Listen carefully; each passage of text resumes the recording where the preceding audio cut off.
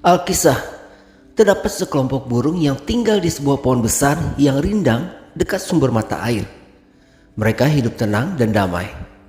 Walaupun pemburu berusaha menangkap mereka, namun tidak pernah berhasil karena pohon besar itu melindungi kawanan mereka.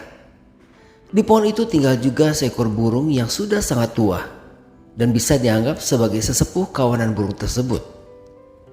Pada suatu hari, tumbuhlah benih tumbuhan kecil di bawah pohon itu, yang ternyata adalah benih tanaman merambat. Tidak ada yang memperhatikan tanaman kecil itu, kecuali burung tua tadi. Ia lalu berkata kepada burung-burung lain untuk menghancurkan tanaman merambat itu, agar tidak membahayakan kehidupan kawanan mereka. Namun para burung tidak menghiraukannya. Mereka malah tertawa mengejek, seraya berkata, hanya tanaman lemah, kecil dan tak berdaya. Mana mungkin bisa membahayakan kehidupan kita. Berulang kali burung tua menyarankan kawanannya untuk menghancurkan tanaman rambat tersebut. Namun selalu disepelekan oleh burung-burung lainnya. Beberapa waktu berlalu. Tanaman rambat itu akhirnya bertambah besar dan kuat melilit pohon tersebut. Akhirnya dengan mudah dipakai pemburu untuk naik dan memasang perangkap di atas pohon tersebut. Tak kala burung-burung sedang terbang mencari makan.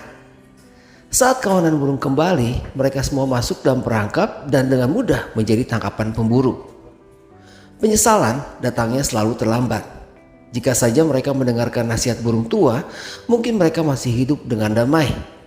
Tanaman merambat yang awalnya dianggap tanaman kecil dan lemah, akhirnya mendatangkan petaka dalam kehidupan mereka. Kisah tersebut memberi pelajaran bagi kita semua, bahwa saat kita membiarkan dosa masuk dalam hidup kita, awalnya seperti tanaman merambat itu, yang kelihatannya begitu sepele. Hanya bohongan kecil. Hanya untuk bercanda dan sebagainya. Namun tanpa sadar, kita membiarkan hal tersebut menjadi semakin kuat membelit, melumpuhkan, bahkan membuat kita kehilangan keselamatan untuk berada bersama Allah. Marilah, sadarilah bahwa ada begitu banyak benih dosa yang tumbuh di sekitar kita. Hancurkan sekarang juga sebelum kita dikuasai olehnya. Yakobus 1 ayat 14-15 berbunyi, tetapi tiap-tiap orang dicobai oleh keinginannya sendiri, karena ia diseret dan dipikat olehnya. Dan apabila keinginan itu telah dibuahi, ia melahirkan dosa. Dan apabila dosa itu sudah matang, ia melahirkan maut. Kiranya Tuhan memberkati kita semua. Amin.